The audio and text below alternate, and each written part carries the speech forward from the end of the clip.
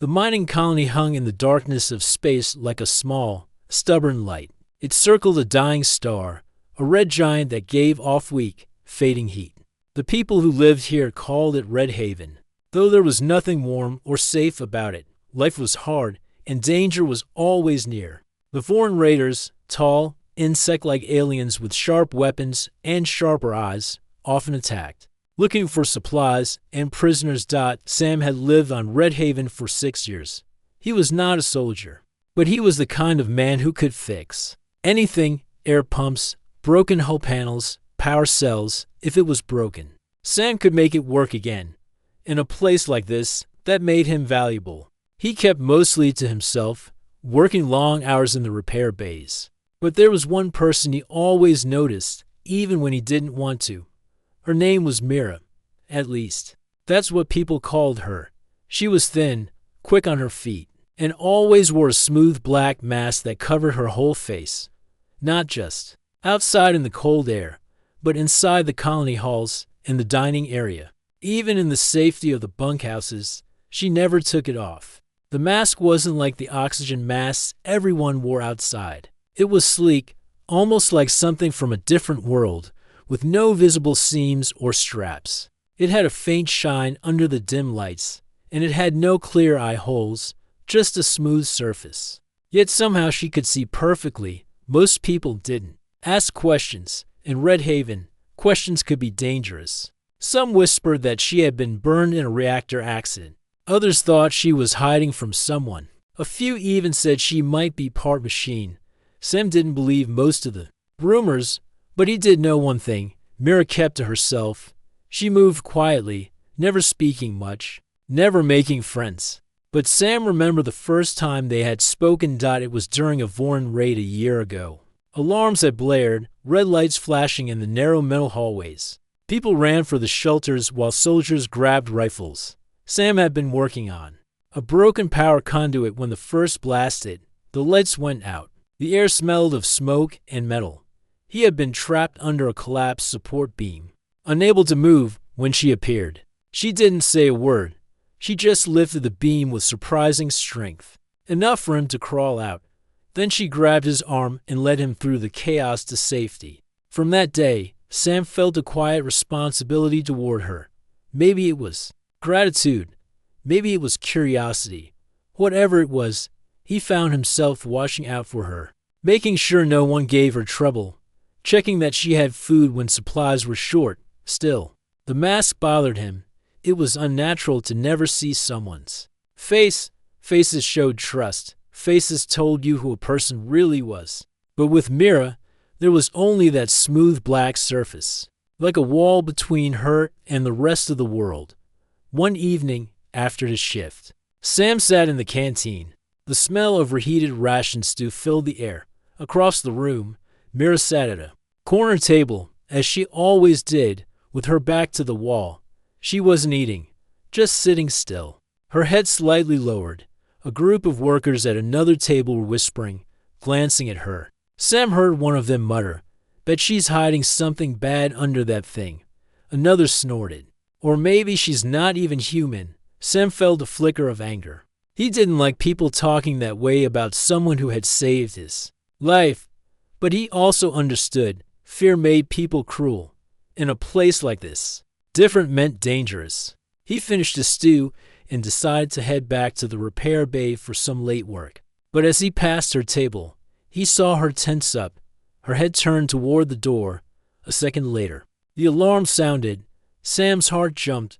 The deep, wailing siren meant only one thing: another Voran raid. Raiders. Someone shouted. People scrambled, trays clattering to the floor. Mira was already moving. She didn't run for the shelters. Instead, she slipped out through a side door, quick as a shadow. Sam frowned. Why would she go that way? That hall didn't lead to safety. It led toward the old cargo lifts, which had been out of service for years. Against his better judgment, Sam followed. The hallway was dim, lit by flickering strips of light. He caught sight of her just ahead, her black mask reflecting a pale glow. She moved fast, almost too fast for him to keep up. "Hey," he called, but she didn't slow down. They reached the cargo lift area. The metal doors were sealed shut. Covered in dust and warning signs, she crouched by a panel, tapping something into a small device in her hand. The door slid open with a low hiss. Something Sam knew should have been impossible, since the lift had no power. "Mira," he said again.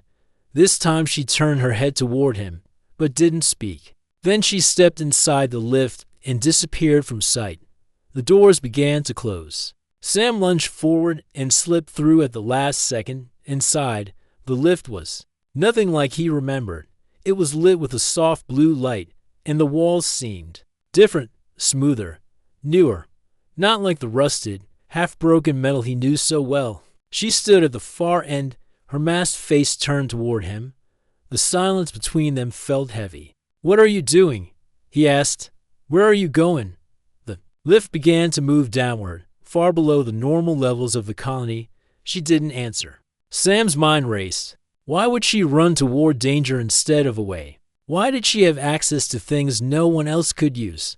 And why did she always keep that mask on? No matter what, he didn't know it yet, but this was the night the quiet mystery of Mira would begin to unravel, and the truth would change everything he thought he knew about her, the Vorin, and even himself. The lift moved down for a long time, much longer than Sam thought possible. The colony's official maps only showed a few underground levels for storage and maintenance. But this felt deeper, much deeper. Sam stood in the corner, watching. Mira, she didn't move or speak, just stared straight ahead. The mask reflected the faint blue light, hiding her expression completely. Finally, with a soft chime, the lift stopped. The doors slid open to reveal a narrow tunnel. It was darker here, but strips of pale light glowed along the walls. The air was cooler, almost fresh, unlike the stale recycled air above. Mira stepped out without hesitation. Sam followed, his footsteps echoing softly. "You know you're not supposed to be down here," he said. She didn't answer. She kept walking, turning into smaller tunnels that twisted like a maze. Sam tried to remember the path, but after a while, he was sure he would never find his way back without her. "What is this place?" he asked. She stopped at a heavy door, placed her hand against a panel, and it slid open. Inside was a small room with a single dim light. She stepped in, leaving him in the doorway. "This is where you tell me, right?" Sam tried again, half joking. "Why you wear the mask? Why you sneak off during raids for the first time?" She turned toward him fully. The mask made her unreadable, but there was something in the way she tilted her head, like she was deciding whether to speak. "You don't need to be here," she said finally. Her voice was quiet, almost flat. "That's not an answer," Sam replied. She looked away. "Go back before they notice you're gone." "They," Sam repeated. "Who's they?" Before she could respond, a faint vibration shook the floor. Sam froze. It wasn't like the heavy blasts of a Vorin raid. It was lighter, steadier, almost like footsteps. Mira moved quickly to the wall and pressed a hidden switch. A small panel slid open, revealing a dark passage behind it. "Hide," she said sharply. Sam hesitated, but the sound of approaching movement made him obey. He stepped inside the narrow space, and the panel closed, leaving only a thin line of light to see through. From his hiding spot, he saw the doors to the room slide open. Two tall figures stepped in. They weren't human. Their skin was dark and smooth, their limbs long, their eyes glowing faintly green. Vorin. Sam's breath caught. They were inside the colony. One of them spoke in a strange clicking language. Mira answered in the same tongue, her voice steady. Sam couldn't understand the words, but her tone was calm, like she wasn't afraid of them at all. The Vorin listened, then nodded. One handed her a small metallic case, no bigger than a lunchbox. After a few more words, they left as silently as they had come. The moment the door closed, the panel in front of Sam slid open. Mira stood there, holding the case. "What?" Sam began slowly. "Was that supplies?" she said. "From the Vorin?" "They're not all enemies," she replied, and started walking toward the tunnel again. Sam followed quickly. "Not all enemies? They've been attacking us for years." You know how many people we've lost." She didn't slow down. "And you know how many more would have been lost if I wasn't here." Her words hit him like a cold wind. "What are you talking about?" But Mira didn't explain. She led him back through the maze of tunnels until they reached the lift again. As the lift began to rise, Sam studied her. The way she moved, the way she spoke to the Vorin. It was like she belonged to a different world entirely. When they reached the upper levels, she stepped out first. The alarm still echoed faintly in the distance, but it was weaker now. That meant the raid was ending. They walked back into the main corridors, where people hurried past without noticing them. Mira was already blending back into the shadows. Sam caught her arm. "You can't just expect me to forget what I saw." She turned her masked face toward him. "Forget it, or you'll wish you had." And then she was gone, slipping into the crowd. That night, Sam lay in his bunk, staring at the ceiling. The memory of the Vorin in the tunnels replayed in his mind. Mira had spoken their language. They had given her something, and they had not attacked her. He thought about the time she disappeared just before raids, the way she seemed to know when danger was coming, and her words, "You'd stop protecting me." Was she working with them? Was she warning them about the colony? Or was she protecting the colony from something worse? He didn't know, but he knew one thing: he couldn't let this go. Over the next few days, Sam watched her more closely. She moved through the colony like a shadow, always calm, always quiet. But he noticed small things he hadn't before. How she avoided the security scanners. How she sometimes paused near comm panels, as if listening for something. Then one afternoon, while he was fixing a damaged power relay, a group of guards marched past, speaking in low voices.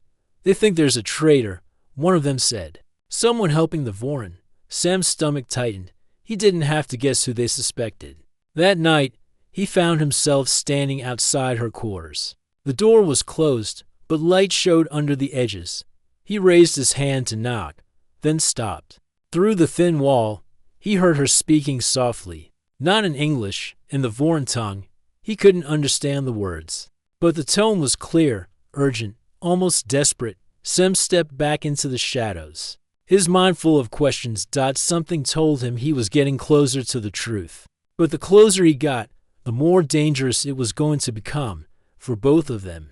3 days passed, but Sam couldn't get the image of Mira speaking to the Vorin out of his mind. It was like a splinter he couldn't remove, small, but impossible to ignore. Every time he saw her in the corridors, moving quietly with that black mask, the questions grew louder.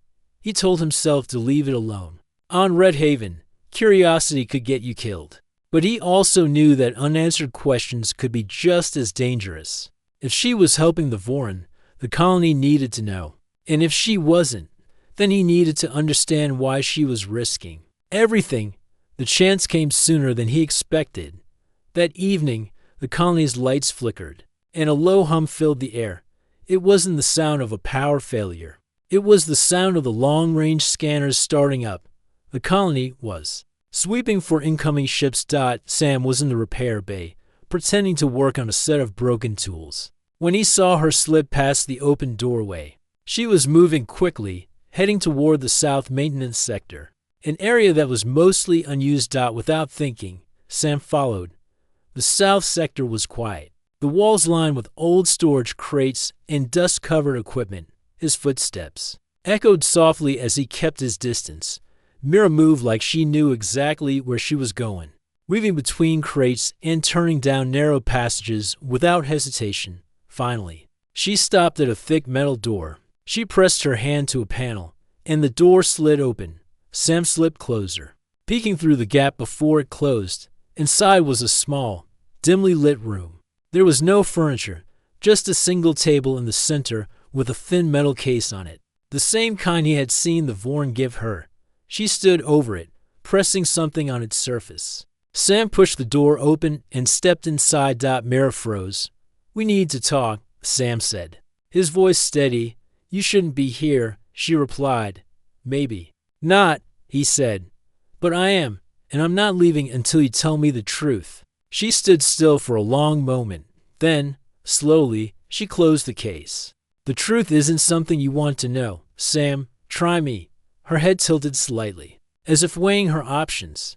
Then she said quietly, "Why do you protect me?" The question caught him off guard. "Because you saved my life. That's all." He hesitated. "And because you're alone here. I know what it's like to be on your own." There was a long silence. Then she stepped closer. Her voice was softer now. "If I tell you, things will change. You'll see me differently. I can decide that for myself." She reached up and touched the side of her mask, as if about to remove it. For a moment, Sam's breath caught, but then her hand dropped. Instead, she whispered something he didn't expect. "Because you'd stop protecting me." The words hung in the air like a weight. "What does that mean?" Sam asked. "It means," she said, "that what's under this mask would make you see me as an enemy, and once you did, you wouldn't risk yourself for me anymore." He shook his head. "That's not true.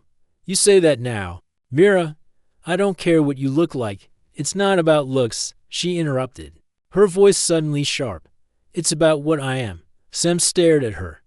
"What you are?" Before she could answer, the colony alarm blared. This time, the sound was different, deeper, more urgent. A voice echoed through the speakers. "All units to defense posts. Vorn warship approaching." Mira turned toward the door. "Go to the shelters, Sam. I'm not leaving you. You should." She was already moving, slipping out into the hallway. Sam followed without hesitation. The colony was alive with movement. Soldiers grabbing weapons, families rushing toward the reinforced shelters. Overhead, the lights flashed red, and the floor shook with the first distant blasts from the Vorn ship. Mira didn't head toward safety. She went the opposite way, deeper into the maintenance levels. Sam ran to catch up. "Where are you going to?" "Stop them," she said simply. "You can't fight a whole warship alone." "I'm not going to fight them." She didn't explain further, and Sam didn't have time to press her. The walls rattled as another blast hit somewhere above. They reached a service hatch. Mira opened it and climbed down into the darkness. Sam followed. The air growing colder as they descended. At the bottom, they entered another tunnel. One Sam had never seen before. It was smooth and clean. The walls made from some kind of metal he didn't recognize. Faint blue lines pulsed along the surface, like veins of light. Mira stopped in front of a large round door. She placed her hand on a panel, and it slid open to reveal a chamber filled with strange equipment. In the center was a tall console covered in glowing symbols. "What is this place?" Sam asked. "It's how I talk to them," she said. "The Vorn?" She didn't answer. She walked to the console and began pressing the symbols with quick, precise movements. The glowing lines along the walls brightened, and a low hum filled the air. On a small screen, an image appeared, the inside of a Vorn ship. Two tall alien figures stood there, speaking in their clicking language. Mira responded fluently. Her voice calmed. Sam stepped closer. "What are you saying to them?" "That they need to leave. And they're just going to listen. They have before." The Vorn on the screen tilted their heads, then spoke again. Mira replied, her tone firm. After a moment, the screen went dark. She exhaled slowly. "They're pulling back." Sam stared at her. "How? Why would they listen to you?" Her masked face turned toward him. "Because I'm one of them."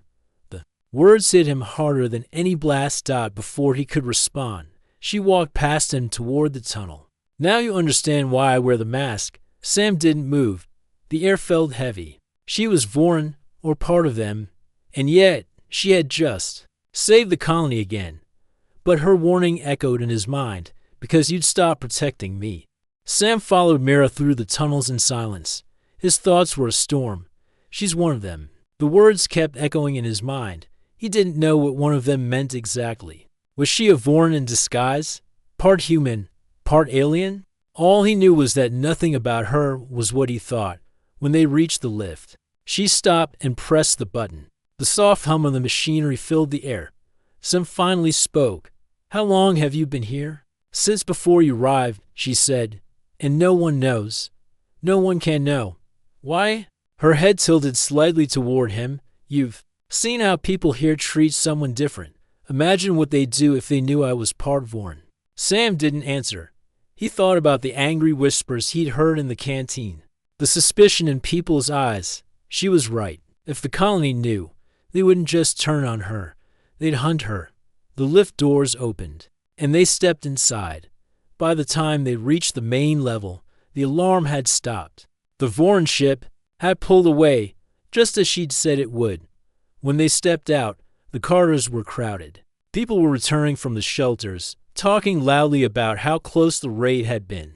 A few soldiers moved past, checking for damage. Sam noticed two guards watching Mira a little too closely. She didn't react, but he could feel the tension. In the air dot as they reached the repair bay, Mira stopped.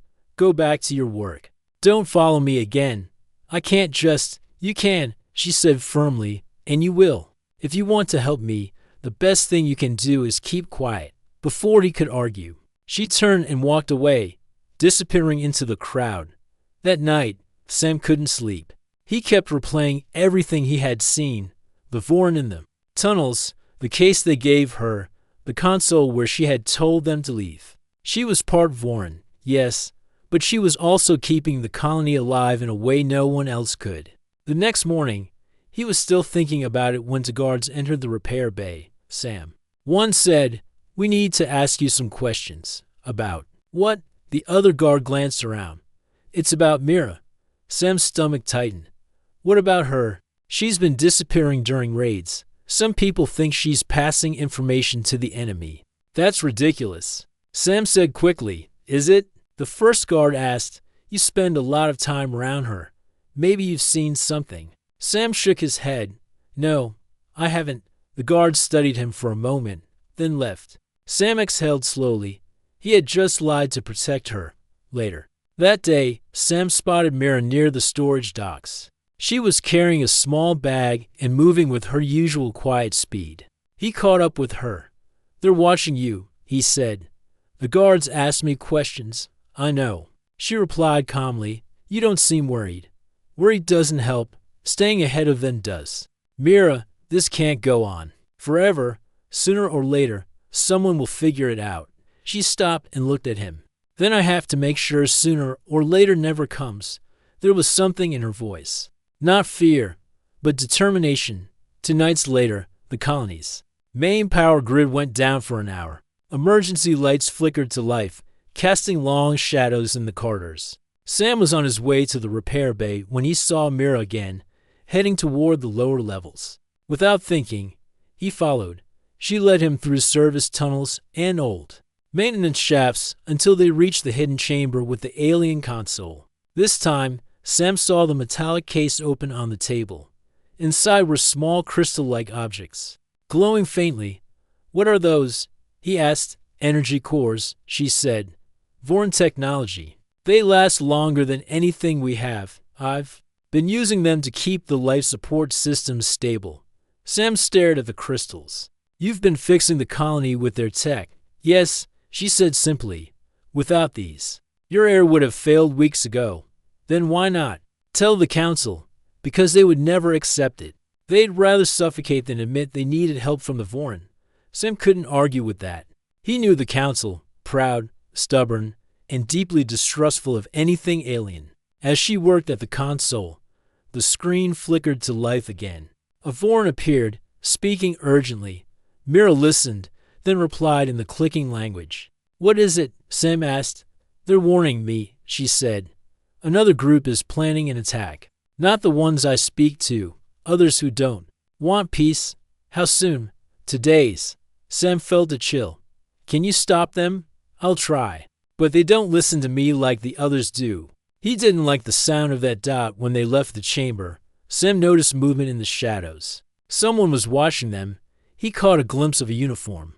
A colony guard, before the figure slipped away. "Mira," he said quietly. "Someone saw us." She didn't answer, but her pace quickened by the next morning. Rumors were everywhere. People were whispering about a traitor. Some said the guards had proof. Others claimed the Voron were already inside the colony. Sam knew things were about to get dangerous. That evening, a meeting was called in the central hall. The council stood on the raised platform, faces grim. The head councilor spoke loudly. "We Believe there is a spy among us, he said. Someone working with the Vorn. We have reason to think this person is feeding them information. Sam's heart pounded. The councilor's eyes swept the crowd. We will find them, and when we do, they will face justice. Sam glanced at Mira. She stood at the back, still and silent, the mask hiding her completely. But he could see her hands clenched at her sides. When the meeting ended, Sam pulled her aside. They're coming for you. I know, she said. Calmly, then let me help you. You've done enough by keeping my secret. Don't risk more. Mira, she shook her head. If they catch me, they'll never listen to the truth, and the attacks will only get worse. Then we run, Sam said. We get you out before they can find you. For the first time. She hesitated. If I leave, the peace I've kept will break. Sam's voice was firm. If you stay, they'll kill you before you can keep it. She looked at him for a long moment, then gave a small nod. Somewhere deep in the colony, a clock was ticking, counting down the last hours before everything changed. The colony slept under dim emergency lights, but Sam was wide awake. His small bunk room felt too quiet, the air too heavy. He knew what was coming, and so did Mira. They didn't have much time. 2 hours after the council's meeting, Sam had seen the guards gathering near the security wing. They were armed and moving with purpose. It was only a matter of time before they came for her.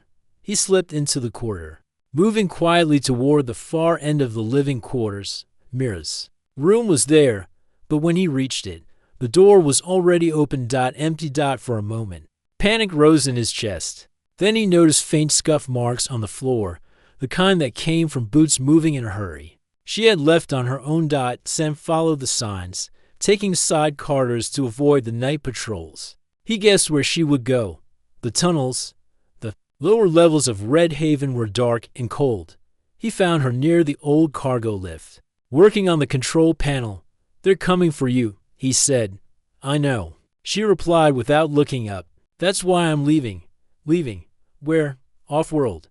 If I stay, they'll capture me. If I'm gone, they might think the threat is over. Sam frowned. But without you, I know. The Vorn who respect me won't hold back if I'm not here. But I don't have a choice. Sam stepped closer. You do. Let me help you get out. But not like this, not running in the dark with no plan. She stopped working and looked at him. Why would you risk this? You've seen what I am. I've seen what you've done, he said firmly, and that matters more. Her mask tilted slightly, as if she was studying him. Then she gave a small nod. All right, we'll go together, but we have to move now. They took the lift down to the hidden tunnels. The hum of the machinery was the only sound between them. When the doors opened, the cool, clean air of the lower levels greeted them. Sam followed as she led the way through the maze of passages. Where are we going? There's a hidden docking bay, she said. It was built before the colony officially existed. The Vorn still know how to reach it. Wait, you have a ship. Not mine. But they'll send one. Sam didn't like the idea of boarding a Vorn vessel, but right now it was their only chance. Halfway through the tunnels, Mira slowed. The air seemed different, heavier. Sam realized why a moment later. Footsteps. Not hers. Not his. They turned a corner and froze. 3 armed guards stood ahead, weapons raised. Step away from her, Sam. One of them ordered. No, Sam said instantly. She's a traitor, the guard snapped. Move, she's the reason you're still alive, Sam shot back. You think those raids could have been worse? They would have been worse without her. The guards didn't look convinced. She's been talking to the enemy. She's been keeping them from killing us all. The leader of the guards stepped forward. This isn't your choice, Sam. Mira's voice was calm. Let us pass, and you'll never see me again. That's the plan, the guard replied coldly. The air grew tense. Sam's heart pounded. He knew they wouldn't let her walk away. Then Mira moved, not fast enough to be threatening, but quick enough to reach into her belt and press something. A small sphere rolled across the floor, releasing a burst of blinding light.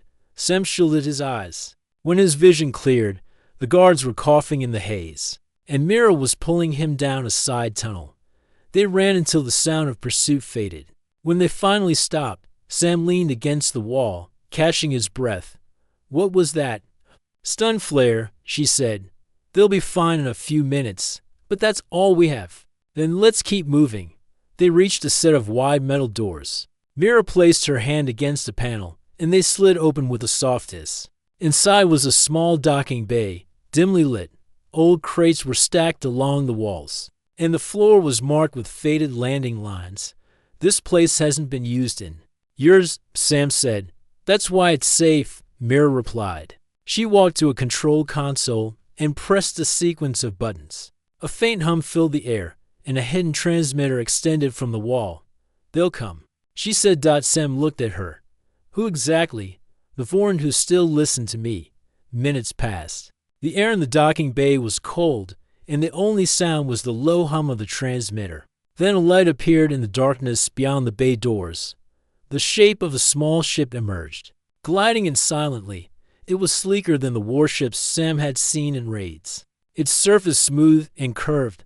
The ship landed gently, a ramp extended, and a tall Voran stepped out. There were no weapons in sight, but their presence was still intimidating. Mira spoke to them in their language. They answered with short clicks and low tones. Then she turned to Sam. They'll take us off-world. From there, I don't know. Sam nodded slowly. All right, let's go. But before they could board, a voice shouted from behind, Stop.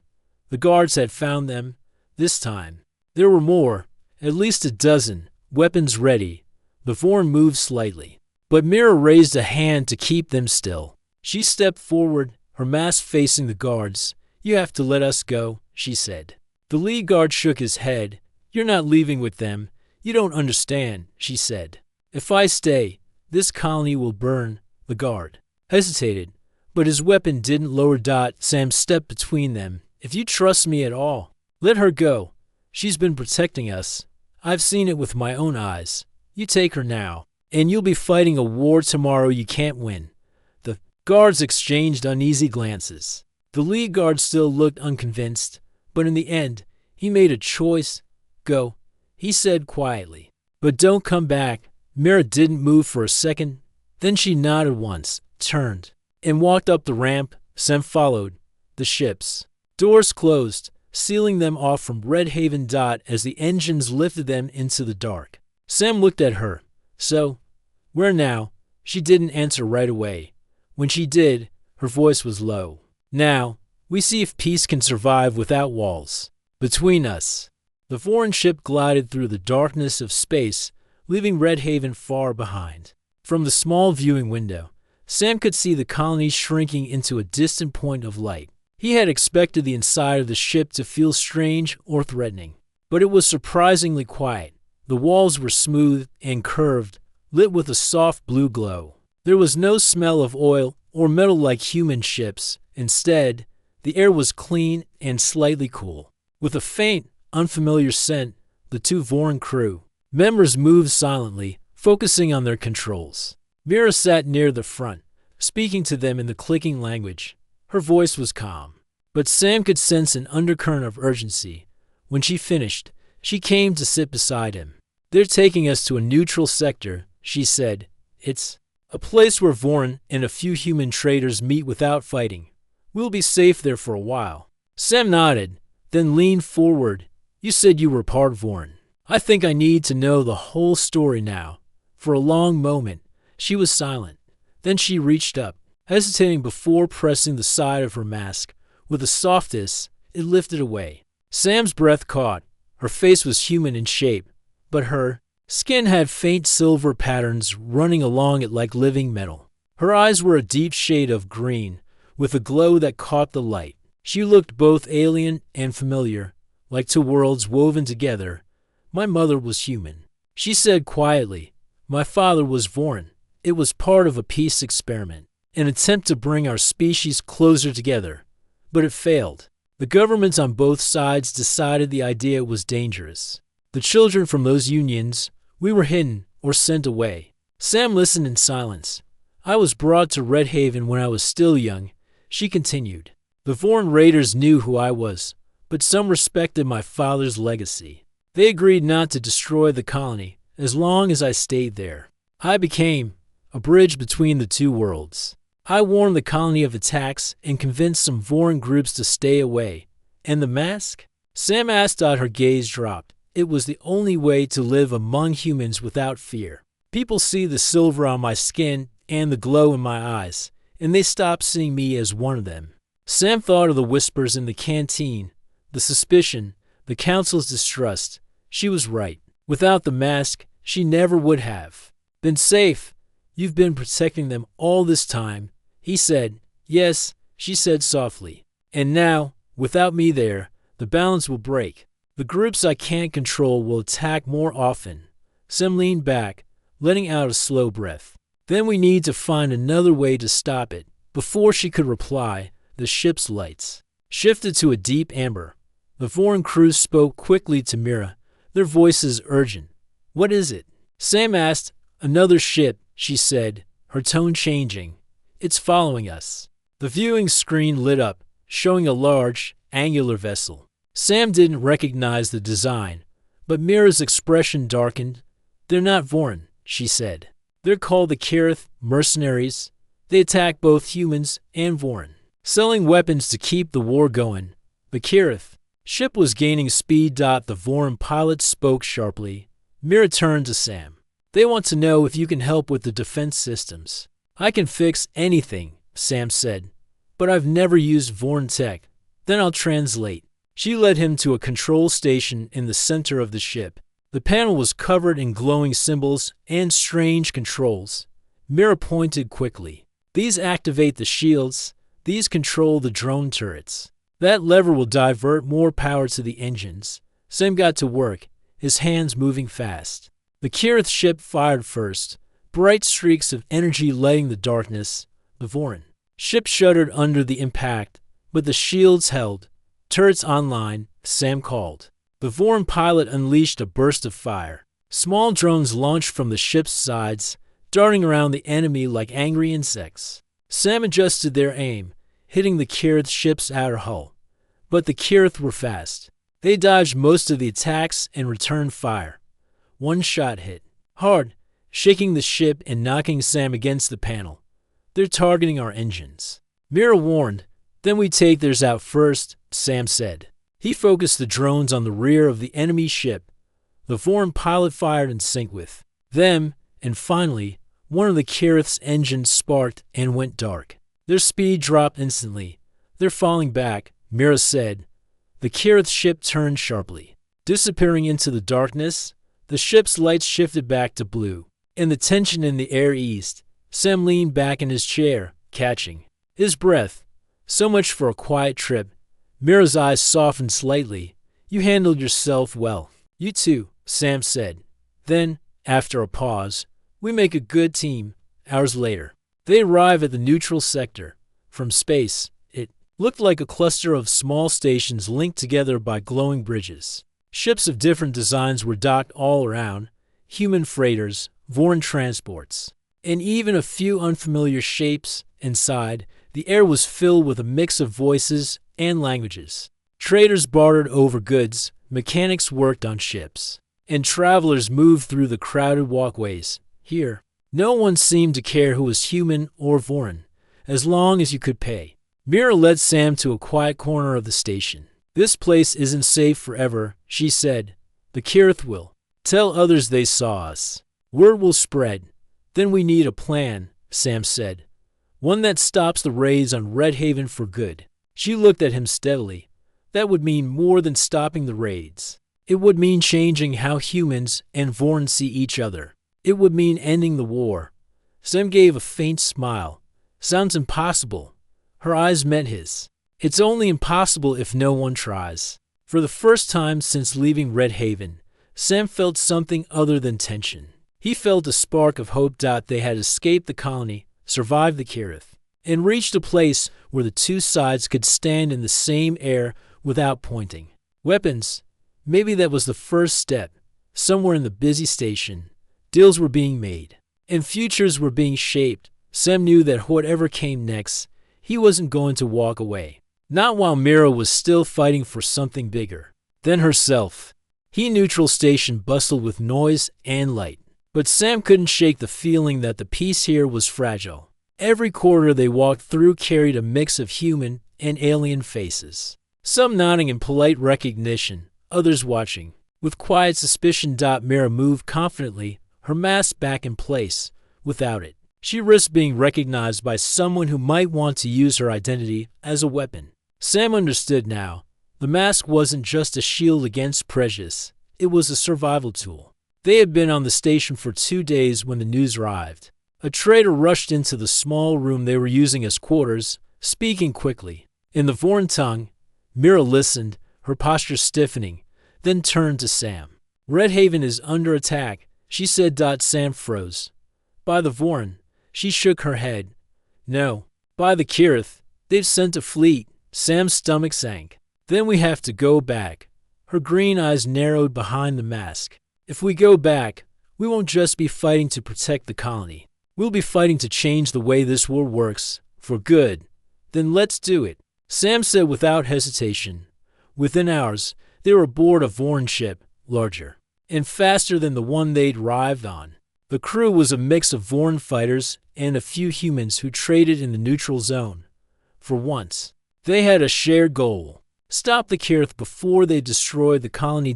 As they approached Redhaven's orbit, the scale of the attack became clear. Through the viewing window, Sam saw at least 6 Kirith ships circling the colony like predators. Laser fire streaked between them and the colony's small defense fleet, which was already struggling to hold the line. The foreign captain spoke to Mira, who turned to Sam. We'll split the fleet. Half will hit the Kirith directly, the rest will protect the colony's weak points. You and I are taking a boarding team onto their lead ship. Sam blinked. Boarding? You mean inside their ship? It's the fastest way to shut down their command systems, she said. He nodded. All right, lead the way. They suited up in light armor, carrying compact energy tools that could cut through metal. When their shuttle detached from the main Vorn vessel, Sam felt the vibration of the engines through his boots. The Kirith ship loomed ahead, dark and angular, with sharp edges like the spines of some deep-sea predator.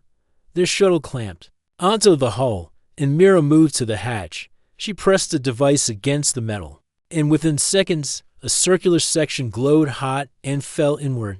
Inside, the air was cooler, carrying a faint metallic tang. The corridors were dim, the walls lined with strange tubes pulsing with light. They moved quickly, the Vorn fighters taking point. Sam followed Mira, using a scanner she had given him to locate the command center. Halfway there, they ran into resistance, tall Kirith soldiers in dark armor. Their weapons hissed, firing streams of energy. The Vorn fighters pushed forward, trading fire while Sam ducked behind cover. Mira moved like water, her motions precise and fast. She used her stun flares to disorient the enemy, giving the team time to advance. When they reached the command center, a heavy door blocked their path. Sam stepped forward, pulling out his energy cutter. I've got this. The cutter's beam sliced through the locking mechanism. The door slid open to reveal a room filled with Kirith officers at glowing control panels. The moment they entered, alarms blared. The officers moved to draw weapons, but the Vorn fighters acted first, disarming them with swift strikes.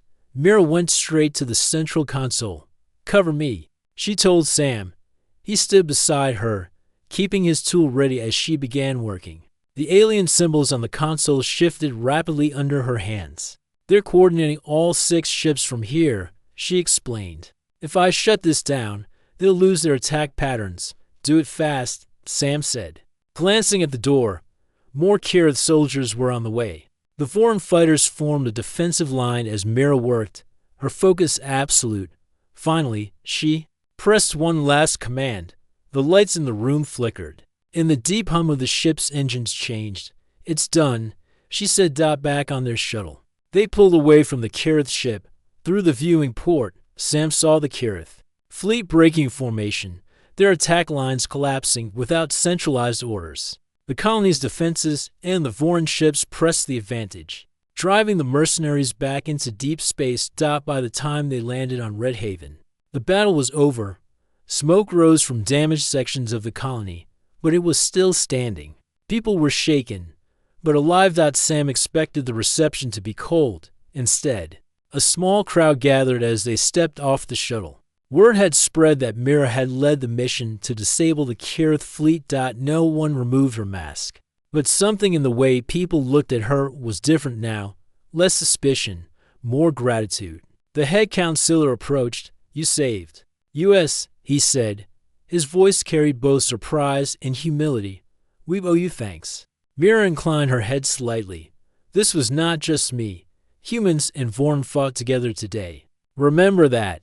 Later, standing on a quiet observation deck, Sem looked out at the stars. Mira stood beside him, her mask reflecting the faint light. "You could stay now," he said. "They see you differently." "They see me as a hero," she replied. "Heroes are remembered, but they're not always trusted. Peace takes more than one victory." Sem nodded slowly. "Then what's next?" She looked at the stars. "We keep building, small bridges, quiet ones, until there's enough of them that no one can burn them all." He smiled faintly. "Sounds like a long road." "It is," she said, "but I think you're stubborn enough to walk it with me." He chuckled. "You're probably right." They stood in silence for a moment, the colony behind them and the vast unknown ahead. Somewhere out there, dangers still waited, but so did possibilities, and for the first time, Sam believed humanity could face them not as enemies and strangers, but as allies. Because sometimes, the strongest thing humanity could do was not fight harder, but choose to protect someone, even when the world told them not to.